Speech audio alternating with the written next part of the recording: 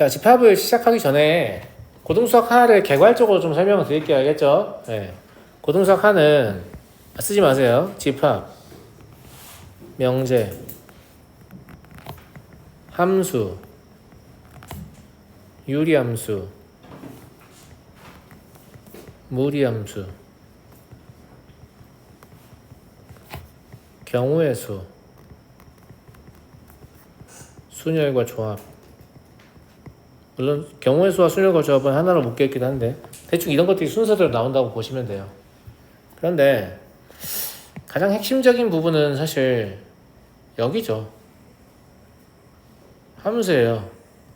왜냐면 여기서 배운 함수를 가지고 수학원 해서 지수함수, 로그함수, 삼각함수 이렇게 이어나가거든요. 무슨 말인지 알겠죠? 이게 핵심적인 부분이고, 그러면 이 집합은 왜 배우냐라고 하면 이 집합의 개념은 이제 함수를 배우시면 아시겠지만 함수를 내가 어디서부터 어디까지의 영역의 수를 가지고 다룰 거냐, 혹은 이 함수를 통과해서 나온 숫자들은 어디와 어디 범위에 있느냐, 이런 것들을 이제 판단하는 게 이제 함수에서 굉장히 중요한 토픽 중에 하나고요. 그런 것들을 판단하려면 집합이라는 어떤 개념을 좀 갖고 있어야 할 수 있거든요. 그래서 집합을 배우는 거죠. 그리고 이제 이 명제는 여러분들의 논리력을 좀 확인해보고 부족하면 키워주려는 단원이에요. 왜냐면 논리력이 부족하면 문제를 읽어봐도 무슨 말인지를 모릅니다. 분명히 한국말로 문제가 써있는데 이게 무슨 말이에요? 이런 소리가 나와요. 그럼 명제 집합을 잘못하면 함수를 잘못하고 뭐 이러지? 명제를 잘 못하면 문제를 잘 이해할 수 없다는 뜻이에요. 문제만 이해할 수 없으면 별 문제가 아닐 건데 앞으로 제가 설명하는 것들도 잘 이해가 안 될 거예요. 명제를 잘 못하면. 무슨 말인지 알겠죠? 네. 그러니까 명제를 좀 잘해야 한다는 거죠. 명제는 어디까지 영향을 끼치냐면 고3 미적분까지 영향을 끼칠 거예요. 함수와는 별도로 집합 명제는 좀 잘 알고 계셔야 한다라는 거예요. 특히 집합은 함수 이해도 좀 결정을 하거든요. 알겠죠? 네. 그리고 이제 경우의 수와 순열과 조합은 웃긴 게 뭐냐면 그 고등수학 상하고는 다르게 집합 명제 함수는 어느 정도 성취도가 완벽에 가까워질 수가 있어요. 무슨 말이냐, 잘 이해하고 충분히 훈련하면 고등수학 상에 비해서 학생들이 더 잘해요. 더 잘한다는 말은 시험 문제를 쉽게 내게 되면 아이들이 너무 시험을 잘 본다 이런 느낌이 되잖아요. 맞아요? 예. 그때 이 경우의 수가 아주 큰 역할을 하는데, 경우의 수와 순열 조합은 사실은 확률과 통계를 선택하지 않은 학생들에게 크게 의미 없는 내용일 수도 있지만 경우의 수와 순열과 조합이 고등수학 하의 내용이고 고등수학 하는 공통 범주의 내용이기 때문에 고등수학 하 수준의 경우의 수와 순열과 조합을 문제에 녹여내기도 해요. 무슨 말인지 알죠? 그래서 이걸 아예 모르면 마찬가지로 문제 어느 단계를 풀어낼 수가 없기 때문에 문제가 되기도 하거니와, 두 번째로 집합에서도 집합의 개수를 헤아릴 때 경우의 수를 활용해서 문제를 낼 때가 있거든요. 그리고 어떻게 하라는 거냐, 여기 있는데 뒤에 있는 거 가지고 내는 거냐. 여기서 등장하는 건 중등 경우의 수예요. 근데 어차피 여러분들 중등 경우를 잘 못하시잖아요. 맞아요? 예. 알겠니? 그 다음에 여기서 함수의 개수를 헤아리라는 문제가 나오거든요. 이것도 경우의 수예요. 무슨 말이냐면 다른 단원들이 충분히 훈련하면 최상위권 기준으로 변별력이 좀 없어지기가 쉬우니 중간중간 경우의 수를 섞어서 여기서 섞고 여기서 섞고 여기서 섞어서 변별력을 확보하는 용도로 지금 활용되고 있는 실정입니다. 그러니까 경우의 수를 못하면 좋은 내신이 나오겠어요? 안 나오겠어요? 안 나와요.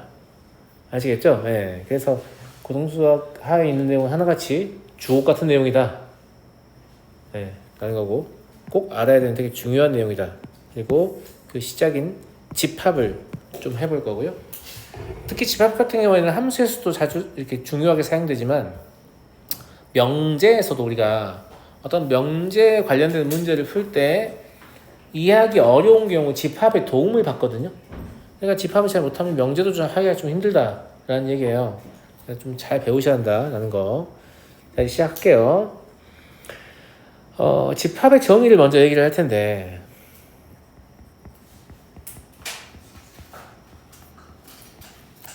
이 집합은 내가 다루고자 하는 대상에 테두리를 치는 짓을 하는 거예요. 그런데 테두리를 친다는 게 누구는 되고 누구는 안 되고를 정하는 거잖아요. 근데 누구는 되고 누구는 안 되고를 정하는 기준이 주관적에서는 안 돼요. 왜냐면 나는 이 집합을 남들하고 공유할 거기 때문에. 주관적이라는 말은 내 마음대로 하면 안 된다는 얘기 기준이. 그래서 객관적 기준을 가지고 이렇게 분류를 해야 되거든요. 그래서 객관적인 기준에 따라 글씨가 별로네.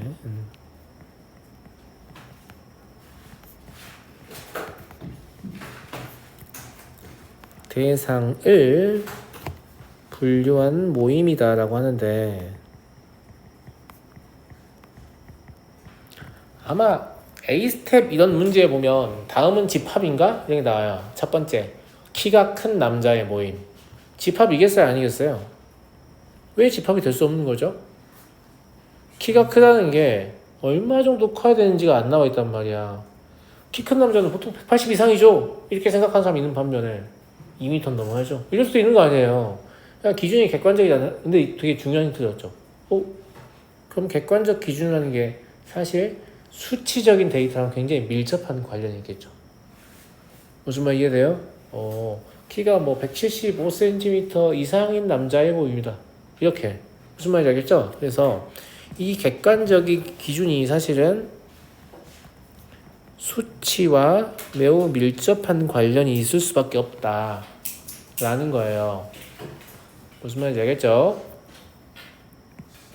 물론 객관적 기준은 무조건 수치로 표현되느냐라고 하면 그렇진 않아요. 그렇진 않고 지구에 존재하는 국가의 모임 뭐 이렇게 얘기를 하면 수치가 아닐 수도 있잖아요. 충분히 객관적이고요. 무슨 말인지 알겠죠? 네. 이제 주로 우리 수학을 사용하니까 집합을 어떤 식으로 사용하게 되냐면 뭐 1, 2, 3, 4, 5만 가지고 어떤 함수를 만들 거예요. 그럼 이 1, 2, 3, 4, 5만 따로 모아서 이름을 지어줘야 되잖아요. 맞아요? 그래서 이 집합의 이름을 1, 2, 3, 4, 5라고 하고 그냥 그렇게 둘 수는 없으니까 이름을 지어주거든요. 어떤 식으로 하냐면 1, 2, 3, 4, 5 이렇게 나열을 한단 말이야. 나열을 한 다음에 이렇게 중괄호로 닫아. 이해하시겠어요? 그 다음에 얘 이름을 이런 식으로 지어요. 집합의 이름은 반드시 대문자로 짓습니다. 소문자로 짓지 않아요. 무슨 말인지 알겠죠? 무슨 말인지 알겠지, 아가들? 네. 그래서 집합을 이제 표현을 할 때 집합을 직접 이제 표현하려면 중괄호가 필요하다. 그 다음에 집합의 이름을 지어주는데 이 이름은 대문자로 짓는다 정도는 좀 알고 계셔야 돼요. 무슨 말인지 알겠니? 그 다음에 원소도 이야기를 해야 되잖아요. 좀 위로 올릴게요. 원소는 근데 별거 아니에요. 지금 집합 A를 보면 안에 1도 있고 2도 있고 3도 있고 4도 있고 5도 있잖아요. 걔들이 원소예요. 그래서 집합을 구성하는 대상 하나하나 이걸 원소라고 해요.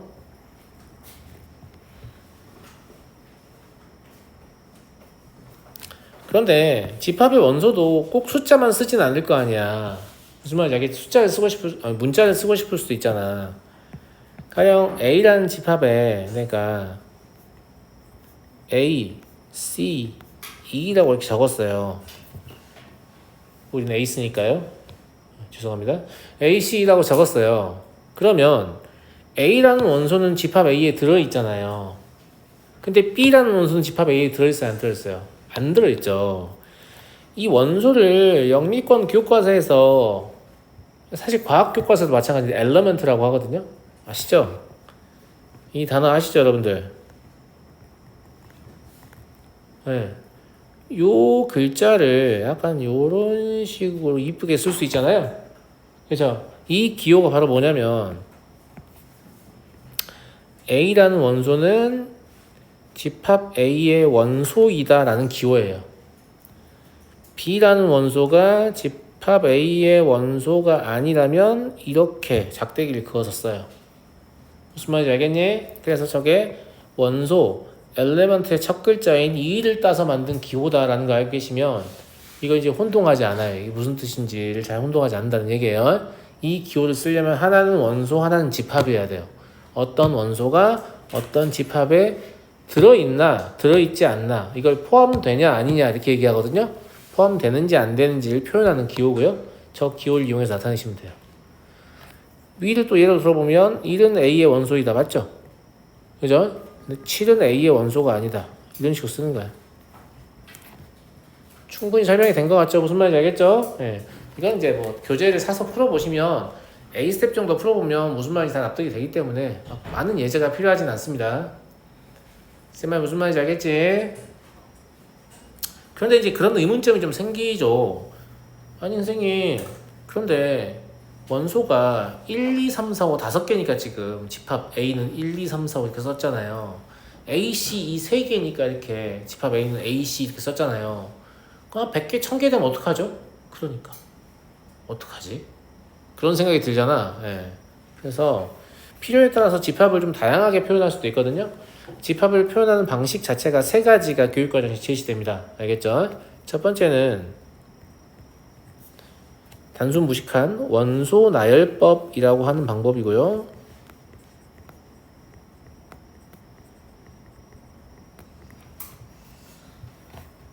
자, 집합 하나를 예로 잡아볼게요. 집합 A를 이번에는 2, 4, 6, 8, 10 이런 식으로 잡아볼게요. 알겠죠? 예.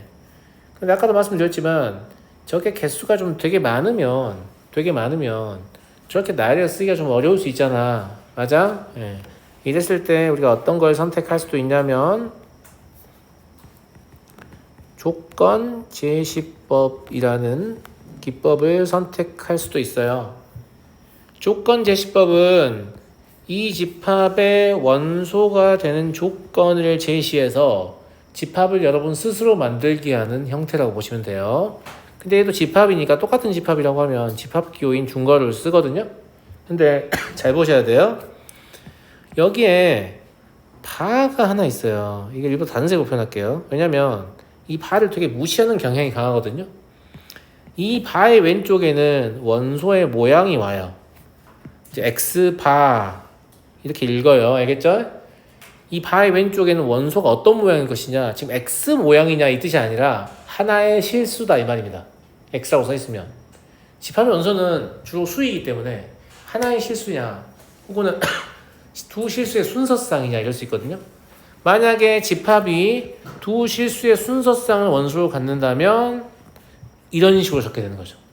이건 나중에 보시게 될 거니까 안 적어도 돼요. 알겠죠? 그래서 바의 왼쪽에는 원소의 모양이 있고 바의 오른쪽에는 뭐가 있냐면 진짜 조건이 있어요. 조건은 뭐라고 쓰면 되냐면 x는 10 이하의 짝수다.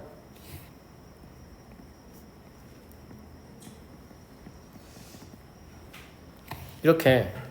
근데 선생님 짝수면 음해정수 마이너스 2, 마이너스 4도 짝수 아니에요? 맞는 말이에요. 맞는 말이라서. 알겠죠? 네. 여기서 배운 걸 써먹으면 어떨까요? 이렇게 써보면 어때요? 저 라지에는 자연수의 집합을 뜻하고요.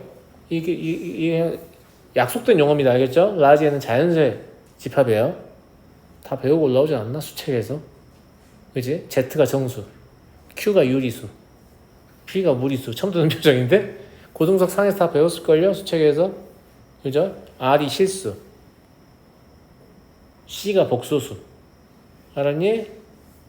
I가 허수. X가 자연수다라고 얘기를 하면 2, 4, 6, 8, 10밖에 안 나오는 거잖아. 근데 지금 봐봐. 이 조건 제시법을 보면 원소를 딱 하나 10밖에 안 적어줬잖아. 10 이하의 짝수를 표현하려고 적은 거긴 하지만. 맞아? 근데 나머지 원소인 2, 4, 6, 8 우리가 다 찾을 수 있지. 그러니까 원소가 너무 많으면 조건 제시법 쓰는 게 편하겠지. 근데 원소가 적으면 원소 나열도 나름 편해요. 괜찮아요. 나쁘지 않아요. 알겠죠?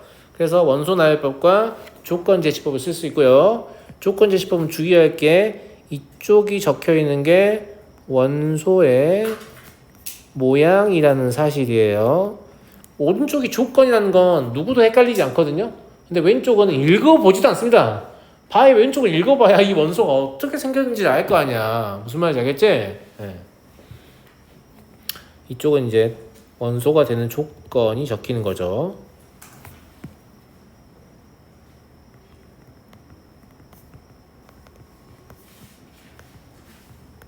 이렇게 되는 거고요. 세 번째는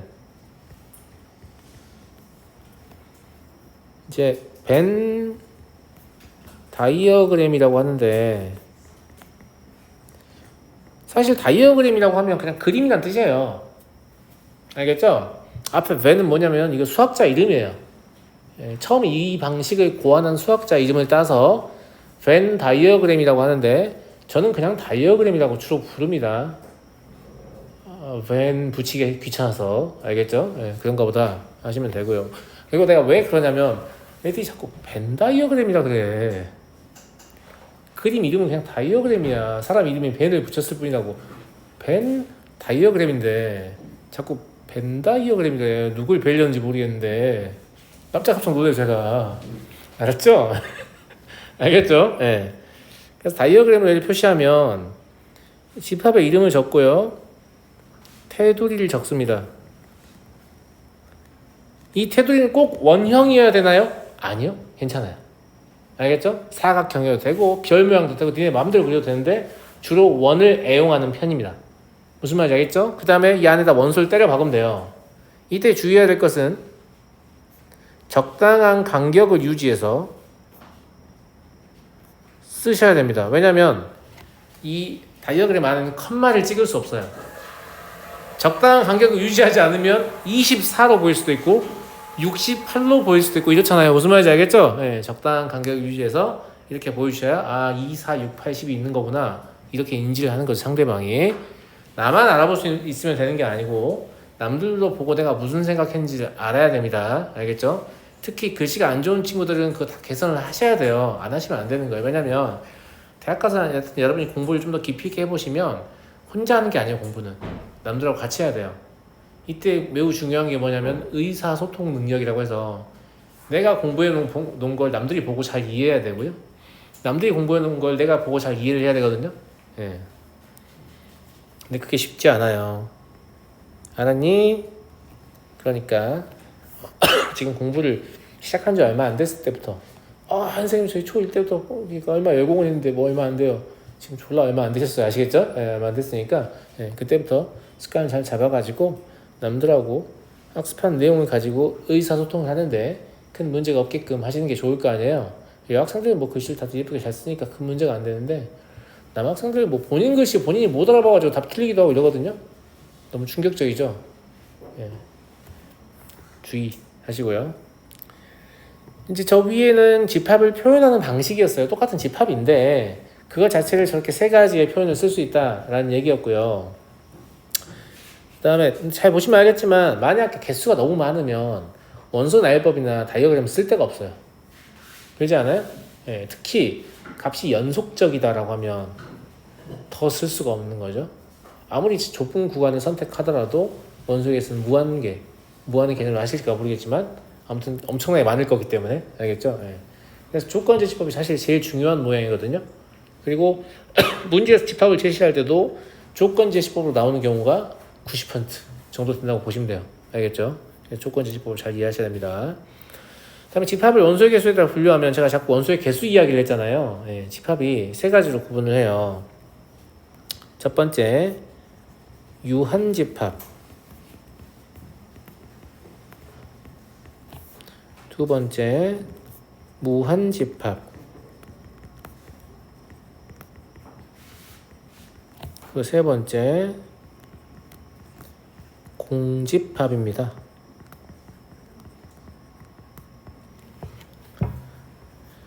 유한집합은 당연히 원소의 개수가 몇 개? 유한개예요. 유한개라는 말은 엄청 많아도 되는데 한계가 있어서 어쨌거나 셀 수 있다는 걸 뜻해요. 무슨 말인지 알겠죠? 그 다음에 무한집합은 원소의 개수가 무한개라는 표현은 사실 적절하지 않아요. 무한은 숫자가 아니기 때문에. 근데 여러분들 이해하기 편하라고 그냥 무한개라고 적어준 거예요. 알겠죠? 무한개라는 표현은 사실상 좀 논란의 여지가 있는 표현입니다. 그냥 이해가 잘 되시라고 적어준 거예요. 왜냐면 개수를 셀 수가 없는데 무슨 무한개야. 무슨 말인지 알겠지? 이때 주의하셔야 될 게 무한집합의 원소의 개수가 무한계라는 것은 이제 주로 연속적인 값들이 되는 경우가 많은데, 이거 봐봐 얘들아, 안 적어도 돼. 자, A라는 집합이 x바 2에서 3 사이, x는 실수 이렇게 적혀 있어. 이거 유한 집합이야, 무한 집합이야? 2부터 3까지밖에 안 되니까 제한돼 있잖아요. 선생님 유한 집합이네. 그런 게 아니에요. 2보다 크거나 같고 3보다 작은 실수는 무수히 많잖아요. 그냥 무한 집합인 거야. 무슨 말인지 알겠니? 무한 집합입니다. 알겠죠? 예. 유한 무한이 뭐냐면 원소의 개수 우리가 셀 수 있냐 없냐의 관점이지, 뭔가 연속적인 값이 제한이 돼 있냐 안 돼 있냐 이런 관점이 아니라는 거 이해하시겠죠?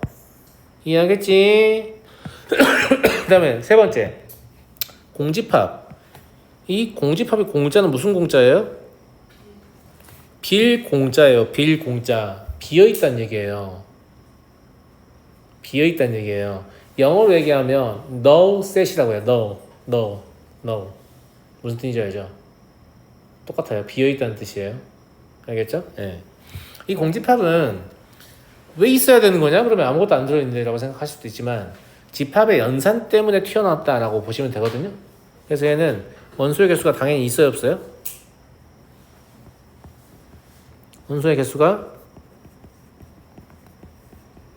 0개예요, 0개.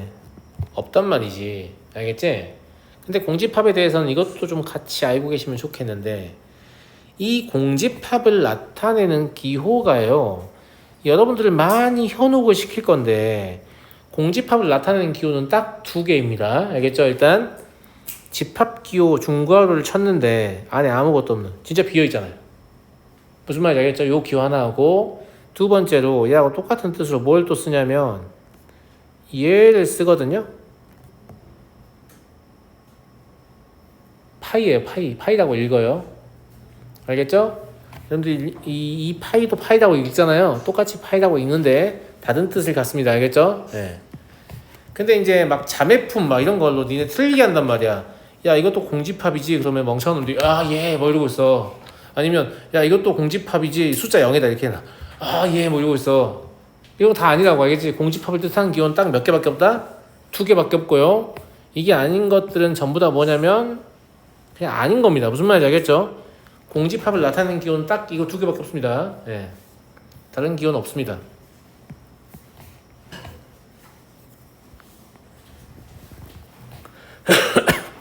넘어가도 되겠죠? 자, 다음 이제 부분집합인데요. 이제 부분집합은 이름에서 느낌이 딱 오잖아요. 어떤 집합이 다른 집합의 부분인가 보다, 이런 느낌? 쓰지 마시고 일단 보세요. 어떤 느낌이냐면, 자, A라는 집합이 있는데 여기 뭐 1, 2, 3, 4, 5, 6, 7, 8, 9, 10 이렇게 원소가 있다고 쳐요. 알겠지? 근데 내가 니네만 일로 와봐. 너네 이제부터 B야 라고 부르면 이 B는 A에 속해 있잖아요.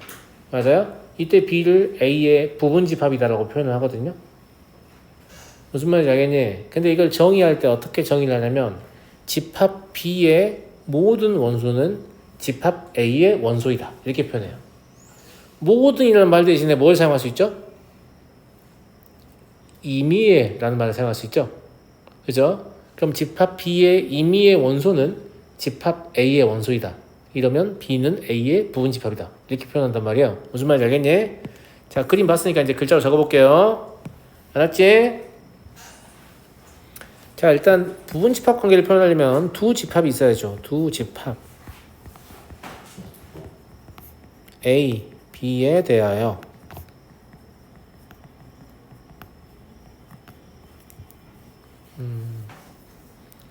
A의 임의의 원소 X가 B의 원소일 때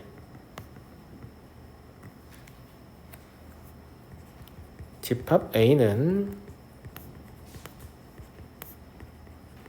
집합 B의 부분집합이다, 이렇게 불러요.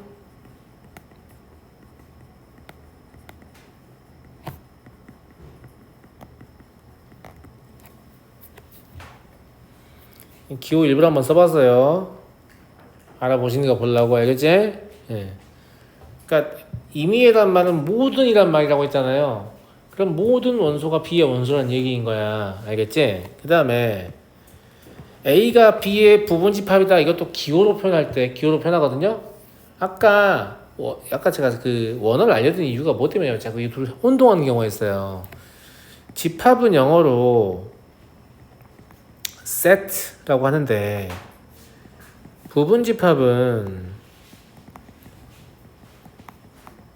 subset라고 해요. 여러분 알고 계신 그 substitution의 그 sub 맞아요. 아시겠죠? 예. 그런데 이 s라는 기호는 수학에서 여기저기 너무 많이 사용된 나머지 이 s를 갖다 쓰기도 힘들고 s를 눕히면 뭐가 되죠? similarity 닮음 기호가 되잖아요.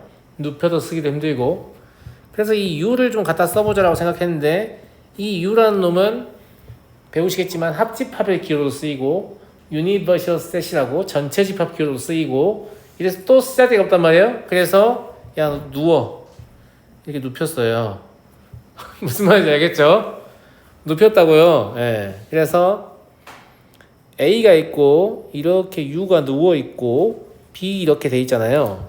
그러면 A가 B의 부분집합이다 라는 뜻입니다.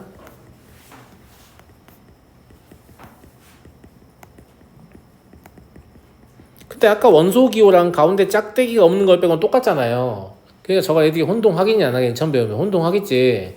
근데 혼동하시 안 되는 게 가운데 짝대기가 있는 건 엘리먼트에 그 E자가 온 거고 얘는 subset U자가 온 거예요. 알겠죠? 네. 그리고 A가 만약에 B의 부분집합이 아니라면 끄시면 돼요.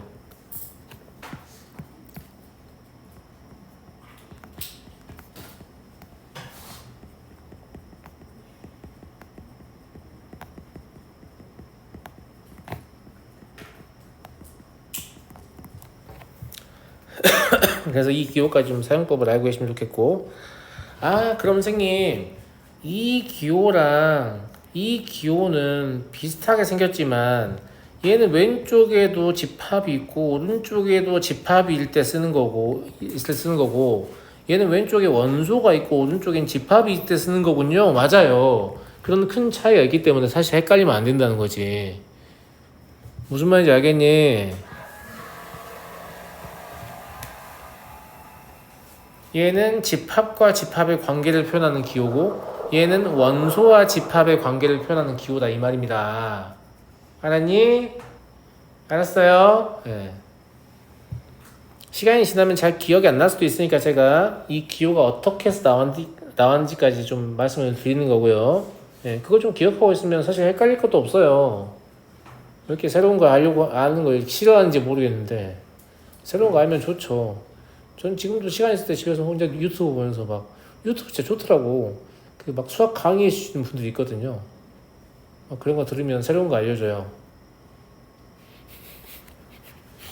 그래서 뭐 잠이 안 올 때 그런 거 보고 있다가 진짜 막 잠 못 자기도 하고 막 계속 그거 보다가 흥미롭군 이러면서. 네.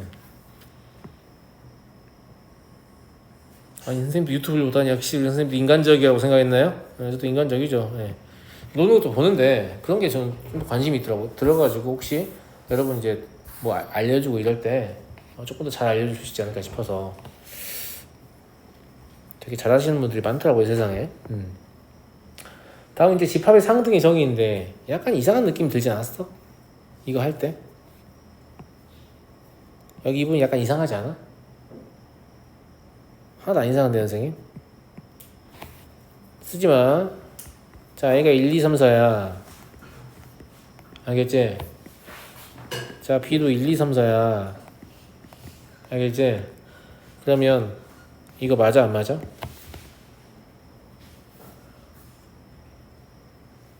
맞아요. 정의에 맞잖아. 근데 느낌이 좀 이상하잖아. 왜냐면 부분이라는 것은 보통 전체가 아닐 때 표현하는 거 아닌가? 이러면 전체잖아 이런 느낌이지. 이런 거잖아. 내가 예를 들어서 뭘 가지고 뭐라고 할까? 빵을 좀 가지고 있어요. 빵을 뭐 좀 많이 가지고 있어. 친구가 와서 네가 가진 빵의 일부만 가져가도 부분만 가져가도 될까? 그래서 콜이라고 했어요. 빵 먹으려고 열어보니까 아무것도 없네. 이러면 좀 기분이 별로잖아요. 하나 남아있어야 부분만 가져가게 되는 거니까. 하나는 남겨주겠지 이런 생각할 텐데 없단 말이야. 근데 왜 이런 방법을 택했을까? 뭐 때문이냐면 집합의 상등의 정의 때문이에요. 아니 선생님, 집합이라는 게 원소가 하나하나 다 똑같으면 둘이 같은 거 아니에요? 무한집합이라면? 아니 무한집합이라면 하나하나 같은 다 매칭시키고 있을까요?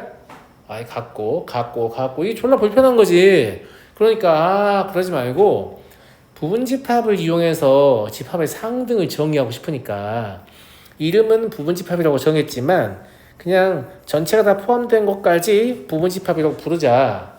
그리고 진짜 부분집합은 진라면도 아니고 진부분집합이라고 부르자. 이렇게 약속을 한 거야. 무슨 말인지 알겠어요? 그래서 우린 자연스럽게 집합의 상등의 정의까지 알게 된 거죠. 자, 집합의 상등은 두 집합 A, B에 대하여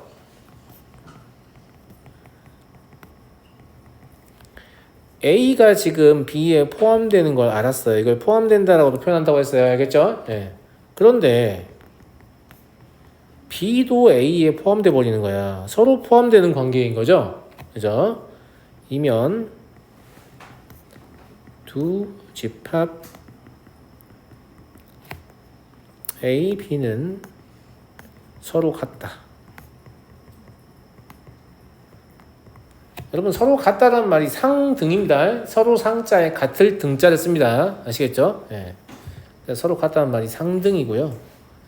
선생님, 만약에 상등인 두 집합의 다이어그램을 그리고 싶으면 어떻게 그리나요? 이렇게 그립니다. 하나 그려놓고 이거 A이면서 B다 이렇게. 무슨 말인지 알겠죠? 네.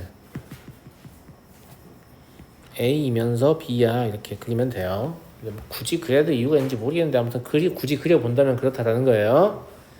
그 다음에 진 부분집합이요. 두 집합 A, B에 대하여 A가 B의 부분집합이다. 그러니까 이제 너네 뭐라고 생각해야 돼요? 여기까지만 딱 쓰면 A랑 B는 같을 수도 있는 거예요. 같을 수도 있구나라고 생각해야 돼. 무슨 말인지 알겠죠? 예. 근데 A가 B랑 같지는 않을 때 이때 집합 A를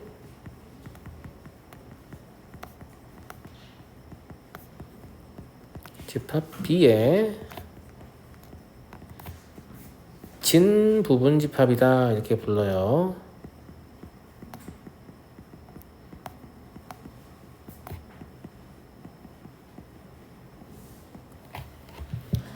이해했나요? 물론 집합의 상등 기호로 쓰면 저 그림이 아니어도 A는 B 이렇게 쓰시면 돼요. 이렇게 쓰면 두 집합 A, B는 서로 같다는 뜻입니다. 알겠죠? 자, 기호 쓰는 거 빼먹었는데.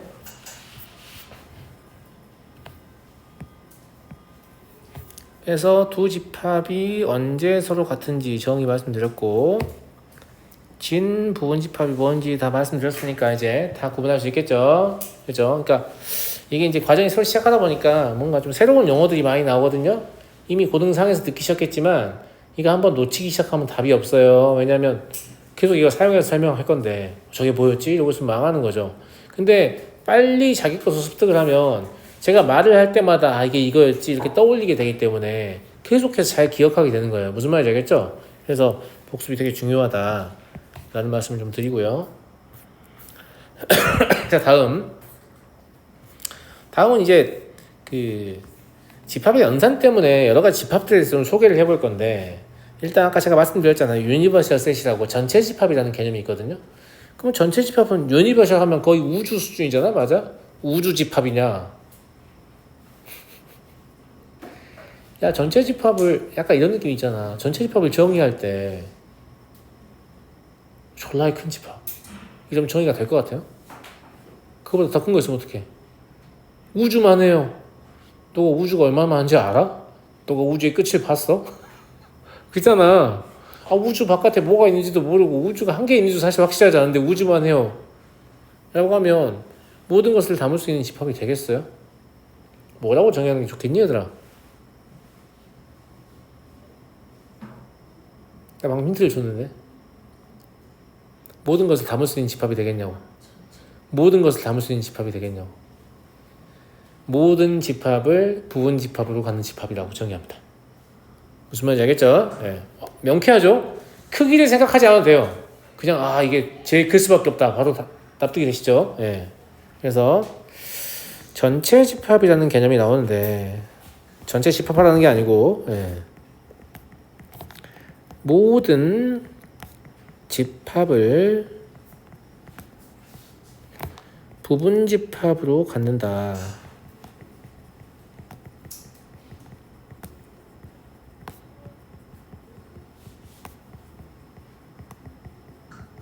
이라고 하고요. 얘가 진짜 우주만하게 크기 때문에 그렇게 했잖아요. 실제로 우주보다 더 클 수도 있죠. 예. 그래서 얘를 기호로 이렇게 U로 표현을 해주거든요. 제가 대문자 U를 잘 못 써가지고 이렇게 썼어요. 대문자 U예요. 알겠죠? 예. U 동그랗게 잘 못 쓰겠더라고 나는. 예. 아무리 연습해도 좋아지지가 않아서. 됐어요? 됐어요? 예. 자, 그리고 여집합이라는 집합을 또 정의를 할 거예요. 근데 여집합은 사실은 집합의 연산이라고도 볼 수 있는데 집합 한 개를 가지고 연산하는 거거든요. 너네 숫자 하나를 가지고 연산한 적은 없잖아. 맞아? 근데 집합 하나를 가지고 연산할 수 있어요. 이런 연산을 단항연산이라고 해요. 뭐라고요? 단항연산. 항 하나 가지고 연산한다고 해서 단항연산. 이름 뭐 딱히 몰라도 되긴 한데 여튼 단항연산이라고 해요. 그러면 A의 여집합이라고 부르는데 그냥 여집합이라는 건 없어요. 어떤 집합의 여집합이라고 하는 거야. 그리고 여기서 이 여자는 남을 여자거든요. 그러면 전체 집합이 있을 거 아니냐. A 빼고 나머지 라는 뜻입니다. 알겠죠? A 빼고 나머지. 그러면 얘를 이제 어떻게 쓰냐면 기호로 단항연산이라서 위첨자로 이렇게 쓰거든요. 여집합이 영어로 complementary set이에요. 그래서 그 C자를 따서 쓰는 거예요. A의 여집합이라고 읽습니다. AC라고 안 읽어요. 아시겠죠? A의 여집합은 조건 제집합을 써볼게요. X바 X는 A의 원소가 아니고요.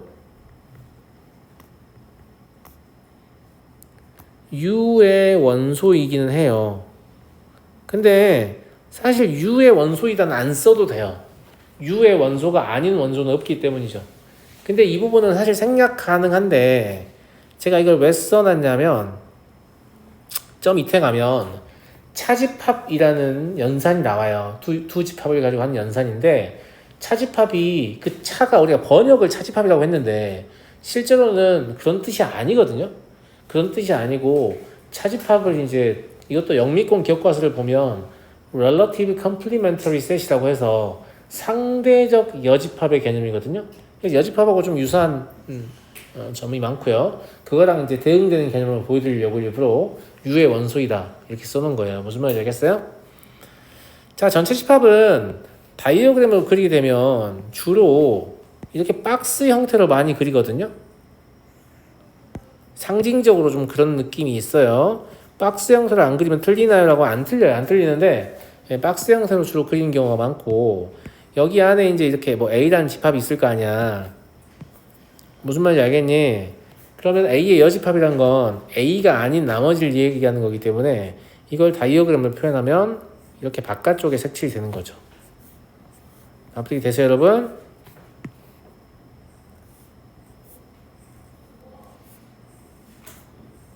이 바깥쪽에 있는 것들이 전부 다 뭐냐면 A의 여집합이다. 여기 이 집합 자체가 A의 여집합이다 라는 거지. 아니 근데 다이어그램도 사실 상대적인 거라서 너네는 A만 집합이고 A의 여집합은 집합이 아니라고 생각하는 경향이 있거든. 무슨 말이냐면 내가 뭐에 보이고 싶냐면 방금 이 그림을 이렇게 그리면 틀리냐라고 하면 그럴 리가 없어요. 안 틀려요. 선생님 우리 여집합 무시하는 거예요? 응?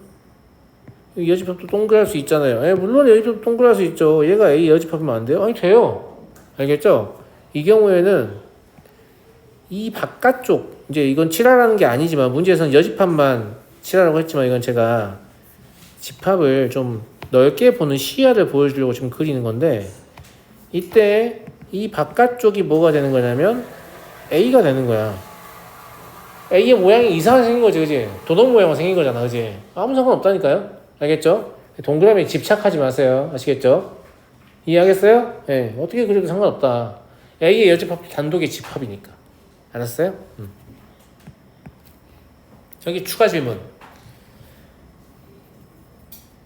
A의 여집합의 여집합은 뭘까요? 그렇죠. 이중부정의 개념이에요. 무슨 말인지 알겠죠? A가 아닌 것이 아닌 거 이거. 우리 말장난으로 막 아니하지 아니할 수 없어 뭐 이러잖아. 알겠지? 약간 그런 느낌이라고 생각하면 되는데 A입니다. 그리고 U의 컴플리먼트는 뭘까요? U가 아닌 게 없잖아요. 그죠? 그러니까 공집합이 되겠죠. 이해되죠? 그러면 공집합의 컴플리먼트는 뭘까요? 다시 U가 되겠네요.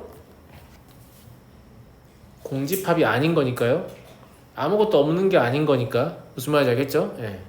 그래서 이런 것들은 사실 배우지 않아도 그냥 충분히 스스로 깨달을 수 있는 부분이 아닌가 라는 생각이 좀 들고, 혹시 공간에 에어백이 있는 친구들은 여기 앞에다가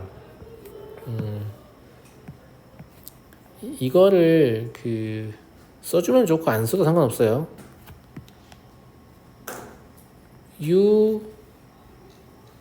아니야, 쓰지 마. 나중에 다시 쓰러 올라올게. 여백이 있다 하면 알겠죠? 아직 안 배워서. 네. 자, 밑에 볼게요. 밑에 보면 합집합이라는 집합이 있거든요. 얘도 지금 보시면 알겠지만 더한다는 뜻이 아닙니다. 유니언. 유니파이 하면 뭐예요?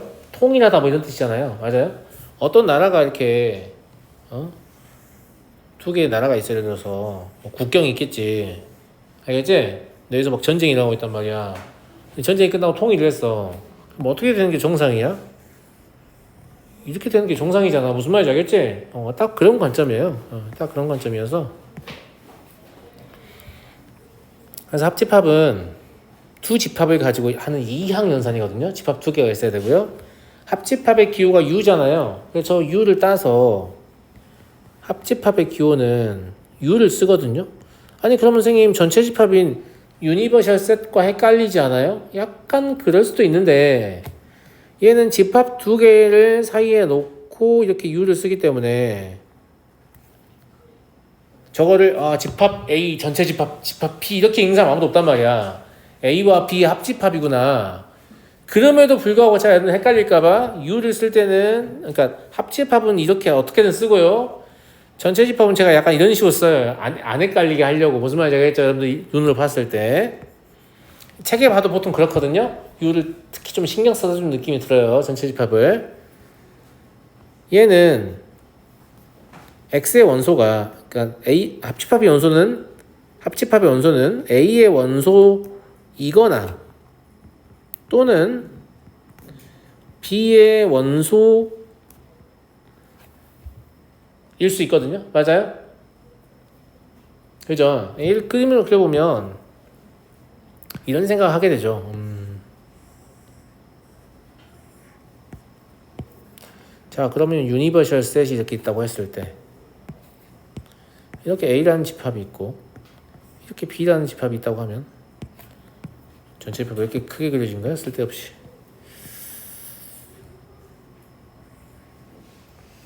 이렇게 A라는 집합이 있고 이렇게 B라는 집합이 있다고 하면 합집합이라는 놈은 어디가 되냐면 여기 이 부분이 되거든. 맞잖아. 맞아. 맞지?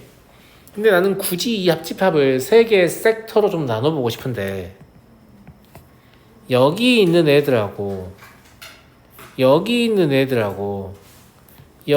애들은 좀 다르잖아. 1번 섹터에 있는 애들은 사실 누구야? 집합 A의 원소지만 집합 B의 원소는 아니에요. 맞아요? 2번 섹터에 있는 원소는 A의 원소이면서 B의 원소예요. 그죠? 3번 섹터에 있는 원소는 A의 원소는 아니지만 B의 원소예요. 즉, 이 또는이라는 말 때문에 요 합집합은 3개의 섹터의 원소를 모두 갖게 된다. 이 뜻입니다. 제 말 무슨 말인지 알겠죠? 예. 그럼 선생님, 둘 다에 들어있는 것만 따로 뺄 수도 있나요? 맞아요. 그걸 교집합이라고 해서 아래에 바로 나오거든요. 무슨 말인지 이해되시죠? 자, 교집합은 인터섹션이라고 하는데, 인터섹션이 뭐냐면 이거 우물정자예요? 아니, 그게 아니고 이렇게 길이에요. 길 이렇게 가고 이렇게 가는 길이 있다고 해봐요. 그럼 여기 이 부분은 이 길 거예요? 굳이 소유가 있다고 하면 둘 다 되잖아요. 이거 이제 교차로라고 우리가 부르죠. 보통 교차로라고 부르는데, 교차로가 이제 원어가 인터섹션이고요. 그걸 그대로 쓰는 거고, 야, 요 I를 기호로 쓰겠냐? I를 기호로 쓰는 경우 진짜 드물어요. 왜냐면 숫자 1과 혼동할 가능성도 있고 굉장히 불편한 점이 많기 때문에. 알겠지? 그 옆에 누가 있지? N이 있지. 근데 저 N이라는 친구 자세히 보니까 저 유니온을 뒤집어 놓은 것처럼 생겼거든? 맞아요? 그래서 이 기호를 쓰기로 해요. 무슨 말인지 알겠죠? 네. 제가 그러니까 지금 영어로 막 용어를 쓰는 이유가 뭐냐면 기호를 어떻게 사용하는가를 지금 보여주려고 그러는 거야. 무슨 말인지 알겠지? 그래 나중에 좀 기억이 잘 나고 이러니까. 교집합은 마찬가지예요. 두 집합 사이의 이항연산이고요. A 교집합 B라고 읽습니다. 이때 원소는 A의 원소이고 그리고예요. B의 원소이다. 이렇게 보시면 되고요.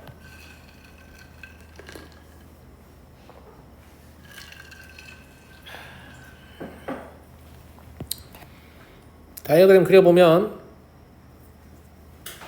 다음과 같습니다.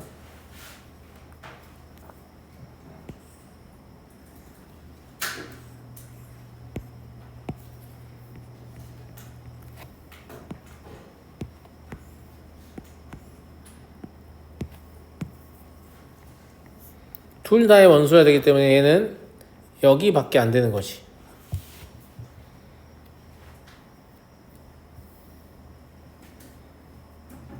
이해하겠니, 아가들? 그러면 아까 그 2번 섹터를 우리 이제 뭐라고 불러도 된다는 얘기냐면, 이 2번 섹터가 그러면 실제로는 A 교집합 B라고 부르면 되는 거네, 이런 생각이 들잖아. 그치? 근데 1번이나 3번도 좀 이름이 있으면 좋겠지 않니? 맞아요? 예. 네.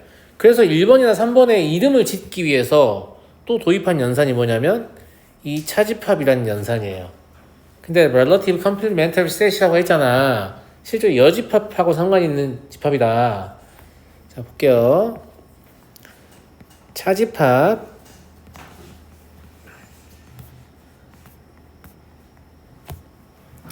얘는 A의 원소인데요. B의 원소가 아니에요. 이걸 제가 A만의 원소라고 표현하거든요. A만의 원소. B랑 공유하지 않은 A만의 원소. 근데 하필이면 저 빼기 기호를 쓰고 있기 때문에 A에서 자꾸 B를 뺀다고 생각하시는데 A에서 B를 빼는 개념이 아닙니다. 굳이 뭔가를 뺀다면 뭘 빼냐면 A에서 A와 B의 교집합을 빼는 개념이지 B를 빼는 개념이 아니에요. 제 말 무슨 말인지 이해되시겠어요? 예. 그래서 얘를 다이어그램을 그려보잖아요. 그려보면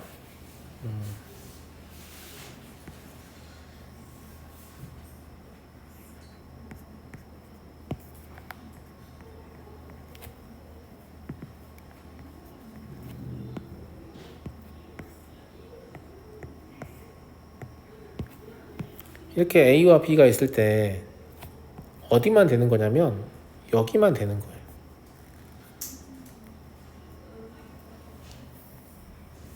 뒤에서 다시 한번 언급하겠지만 이 차집합 기호는 이 기호를 쓸 때도 많지만 이렇게 쓸 때가 훨씬 많아요. 왜 이렇게 쓰냐면 A이면서 B가 아니라며. B가 아니라는 말은 무슨 말이야? X는 당연히 B의 여집합의 원수란 얘기야. B에 안 들어가면 B 여집합에 들어가야 되는 거야. 무슨 말인지 알겠지? 그럼 그리고는 교집합의 개념이니까 아 A와 B의 여집합의 교집합이구나 이렇게 해석할 수 있거든. 내 말 무슨 말인지 알겠니? 이걸 A 차집합이라고 쓸 수도 있고 A와 B, A 교집합 B의 여집합이라고 쓸 수도 있는 거야. 이해되니? 근데 이 모양을 내가 왜 굳이 지금 보여주냐면 뒤에서 다시 한번 언급할 건데 아까 내가 이거 기억나? 이거? 이제 여기다 쓸 거야. 여기다가 U 교집합 A 라고 써도 되거든요. 그러면 뭐라고 써도 돼요? U 빼기 A라고 해도 되잖아요. 어떤 느낌인지 알겠죠? 예. 아, 똑같구나. 아, 저기 U 자리에 같은 집합을 집어넣으면 차집합이 되는 거구나. 이런 관점인 거지. 어떻게 생각하시면 되냐면 A랑 B를 가지고 여집합을 따지잖아요. 그러면 A와 B의 합집합을 전체 집합으로 봤을 때 B의 여집합이에요. 무슨 말인지 알겠죠? 이건 진짜 전체 집합에 대해서 여집합이라고 하면. 이해돼요? 그래서 여기 1번 섹터도 이제 우리 뭐라고 쓸 수 있죠? A 차집합 B라고 써도 되고 A 교집합 B의 여집합이라고 써도 돼요. 3번 섹터는 B 차집합 A라고 써도 되고 B 교집합 A의 여집합이라고 써도 되겠죠. 무슨 말인지 알겠죠? 사실은 합집합이라는 것은 이 세 개의 집합이 모여서 만들어졌다. 이렇게 생각하시면 더 좋을 것 같아요. 제 말 무슨 말인지 알겠어요? 예. 시간 관계상 오늘은 요 페이지만 해야 될 것 같거든요. 이 뒤는 이어서 해야 될 것 같은데 근데 이제 집합을 특히 처음 배운 친구들은 여기 내용이 너무 많아. 지금 새로 등장하는 게. 그러니까 교재를 사보면 A 스텝이나 B 스텝에 현재까지 배운 것만으로 풀 수 있는 문제도 좀 있을 거거든요. 걔들 좀 풀어보고 채점도 좀 해보고 뭐 틀린다면 틀려도 봐도 상관없어요. 알겠죠? 그냥 틀려보면 아 내가 뭘 잘 모르네 이런 걸 생각할 수 있잖아요. 그런 걸 좀 생각을 해서 다음 수업을 좀 이어드렸으면 좋겠고요. 아시겠죠? 그리고 월요일은 예고했다시피 2차 부등식 시험 볼 거니까 그거 준비해 오시고 무슨 말인지 알겠죠? 마치겠습니다.